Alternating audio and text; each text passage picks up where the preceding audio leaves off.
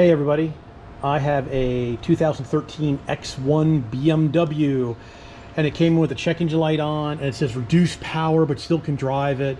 So we pulled the codes with the Alltel. It's got a 002B-D9, which is the rail pressure sensor electric circuit shorted to battery. So after we got the engine shield off and all this mess off and that piece off, the fuel pressure sensor is right there. And if you see right there, we have some mouse damage.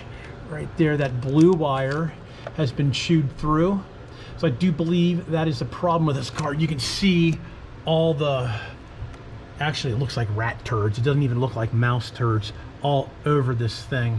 I mean, that's insulation, But there's mouse turds all over the place. It was all packed full of leaves like that. So it's given a good place for the mice to live. So if you have that code, you're going to take all these covers off to get back to that sending unit to check the wires. The next thing I would have done, I would have been checking to see how you check that sensor. But since the wires are broke, we're going to fix the wires and probably take care of this car. Alrighty, everybody. Thanks for watching. Please subscribe. You can always do that in that corner. Please give me a thumbs up if you like my automotive quick videos.